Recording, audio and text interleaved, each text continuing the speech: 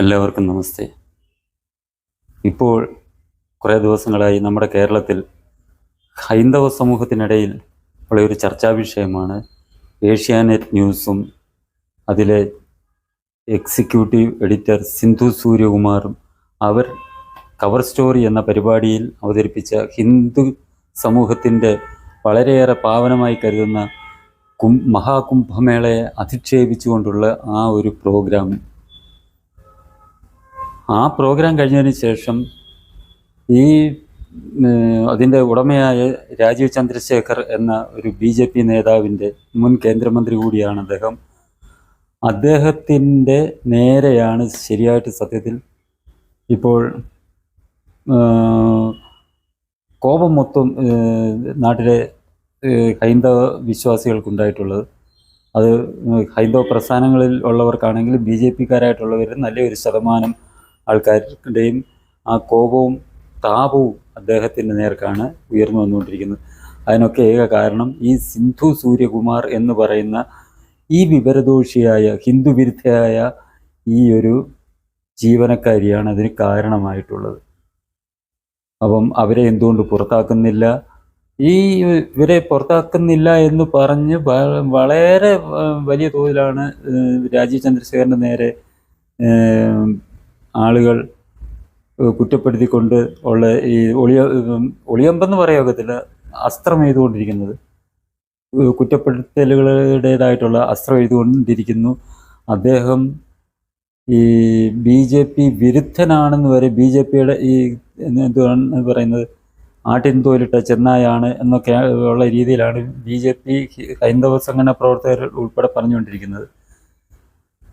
ഒരു കാര്യത്തിൽ നമ്മൾ ചിന്തിക്കുക, അത് ഏഷ്യാനെറ്റ് ന്യൂസ് എന്ന് പറയുന്ന ഒരു പബ്ലിക് ലിമിറ്റഡ് കമ്പനിയാണ്, ലിമിറ്റഡ് കമ്പനിയാണ്.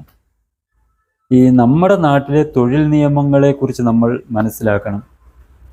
ഇതേപോലുള്ള ഒരു കമ്പനികളിൽ നിന്ന്, ഒരു സ്ഥാപനത്തിൽ നിന്ന് ഒരാളിനെ പുറത്താക്കണമെന്നുണ്ടെങ്കിൽ അതിന് പല മാനദണ്ഡങ്ങളുണ്ട്. കാരണം കാണിക്കൽ നോട്ടീസ് കൊടുത്ത് അവരെ പുറത്താക്കുന്നതിന് ഉള്ള കാരണം കാണിക്കൽ നോട്ടീസ് കൊടുത്ത് 1 മാസം മുതൽ 3 മാസത്തിനുള്ളിൽ ഒരു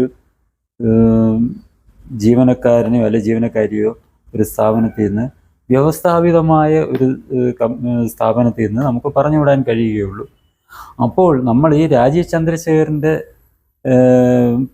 നേരെ ഈ കോപാകുലരാകുന്ന നമ്മൾ വേണ്ടത്, അദ്ദേഹത്തിനെ ഭർസിക്കുന്ന നമ്മൾ ചെയ്യേണ്ടത്, ഇദ്ദേഹം ഇതിന് തയ്യാറാകുന്നുണ്ടോ എന്നുള്ള കാര്യം നമ്മൾ ആലോചിക്കുക, ചിന്തിക്കുക, അന്വേഷിക്കുക. 3 മാസത്തിനുള്ളിൽ അല്ലെങ്കിൽ 1 മാസത്തിനുള്ളിൽ ഇവർക്ക് കാരണം കാണിക്കൽ നോട്ടീസ് കൊടുത്ത് ഇവരെ പിരിച്ചുവിടാനുള്ള നടപടികൾ അദ്ദേഹം സ്വീകരിക്കുന്നുണ്ടോ എന്നുള്ള കാര്യം നമ്മൾ അന്വേഷിച്ച് അതിനൊരു വ്യക്തത വരുത്തിയിട്ട് മാത്രം നമ്മൾ അദ്ദേഹത്തെ കുറ്റപ്പെടുത്താനോ ഭർസിക്കാനോ പാടുള്ളൂ. കമ്പനി നിയമം അനുസരിച്ച് അദ്ദേഹം ഇങ്ങനെ ചെയ്തിട്ടുണ്ട് എന്നുണ്ടെങ്കിൽ ഇപ്പോൾ നമ്മൾ അദ്ദേഹത്തിനെ വിളിക്കുന്ന തെറികളൊക്കെ തിരിച്ച് എടുക്കാൻ കഴിയുമോ? ചിലർ തെറി വരെ വിളിക്കുന്നുണ്ട്. അദ്ദേഹത്തിന് വേണ്ടി തിരുവനന്തപുരത്ത് പ്രവർത്തിച്ചതിൽ ഇപ്പം പശ്ചാത്താപം തോന്നുന്നു എന്നൊക്കെ പറഞ്ഞൊക്കെയാണ് തെറി വിളിയും അല്ല കുറ്റപ്പെടുത്തലും ഒക്കെ നടക്കുന്നത്. ഇതൊക്കെ ചെയ്യുന്നതിന് മുമ്പ് നമ്മൾ ഇതോടൊക്കെ ഒന്ന് ആലോചിക്കണം. അദ്ദേഹം അതിന് തയ്യാറാകുന്നുണ്ടോ? തയ്യാറാകുന്നില്ല എന്നുണ്ടെങ്കിൽ നമുക്ക് തീർച്ചയായിട്ടും അദ്ദേഹത്തിൻ്റെ ആത്മാർത്ഥത നമുക്ക് സംശയിക്കാം, ചോദ്യം ചെയ്യാം. എന്തായാലും അവർ ആ ഒരു സ്ഥാപനത്തിലിരുന്നു കൊണ്ട് രാജീവ് ചന്ദ്രശേഖർ എന്ന ആ ഒരു മുതലാളിയുടെ സ്ഥാപനത്തിലിരുന്നു കൊണ്ട് അദ്ദേഹം പ്രതിനിധാനം ചെയ്യുന്ന മതവിശ്വാസത്തെ, അല്ലെങ്കിൽ അദ്ദേഹം പ്രതിനിധാനം ചെയ്യുന്ന രാഷ്ട്രീയ പാർട്ടിയെ കുറ്റപ്പെടുത്തുന്ന പോലല്ലല്ലോ ഈ മതവിശ്വാസത്തെ.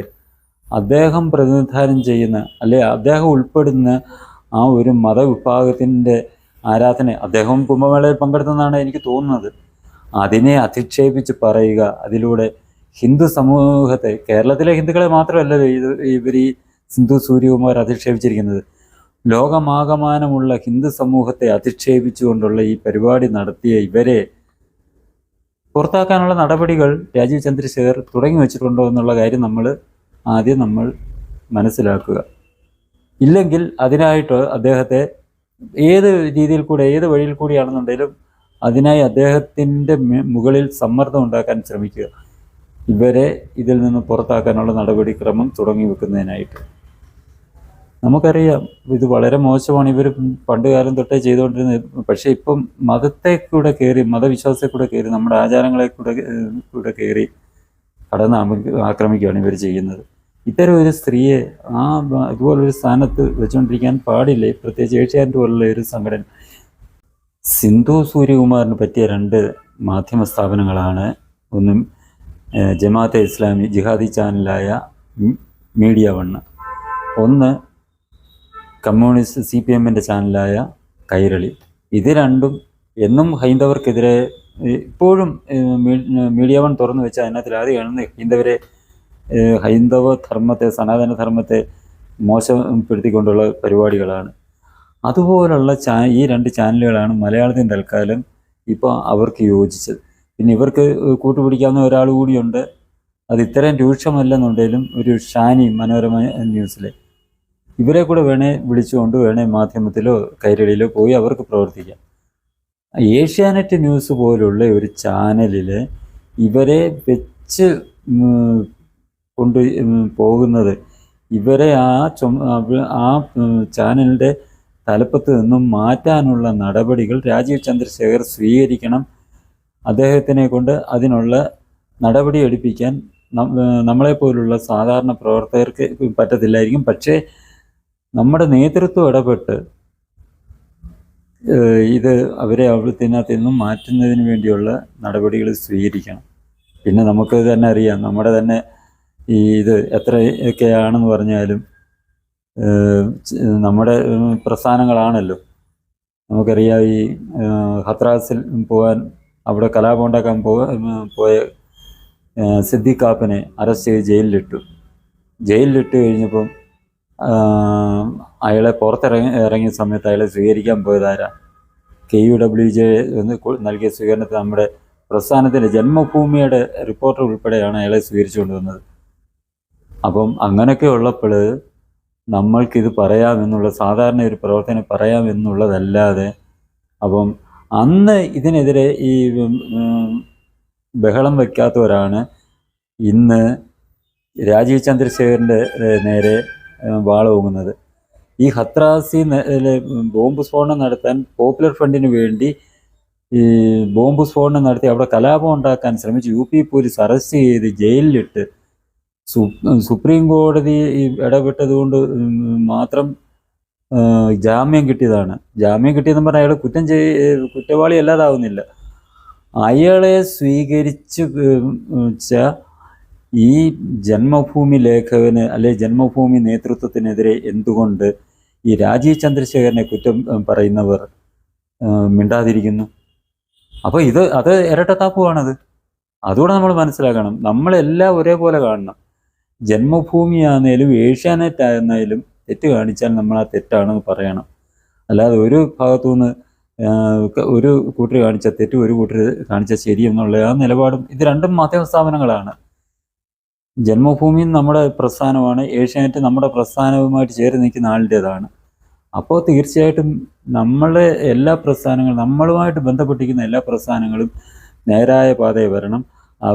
അതിലുള്ളവർ തെറ്റ് കാണിച്ചാൽ നമ്മളതിനെ തിരുത്താൻ തയ്യാറാകണം. അതാണ് വേണ്ടത്. അല്ലാതെ ഒരാളിനെ മാത്രം കുറ്റപ്പെടുത്തുക, ഒരു ഭാഗം മാത്രം നന്നാവുക, മറുഭാഗം അങ്ങനെ തന്നെ പോയിക്കോട്ടെ എന്നുള്ള ചിന്താഗതി മാറ്റിവെച്ച് നമ്മളുമായിട്ട് ചേർന്ന് നിൽക്കുന്ന എല്ലാ പ്രസ്ഥാനങ്ങളും നല്ല രീതിയിൽ നമ്മോടൊപ്പം നിൽക്കുക എന്നുള്ള ആ ഒരു ലക്ഷ്യത്തോടെയാകണം നമ്മളുടെയൊക്കെ വിമർശനങ്ങളും നമ്മളുടെയൊക്കെ കുറ്റപ്പെടുത്തലുകളും നമ്മളൊക്കെ വാളോങ്ങുന്നതും എല്ലാം ആ രീതിയിൽ തന്നെ വേണം എന്ന് മാത്രമേ എനിക്ക് പറയാനുള്ളൂ.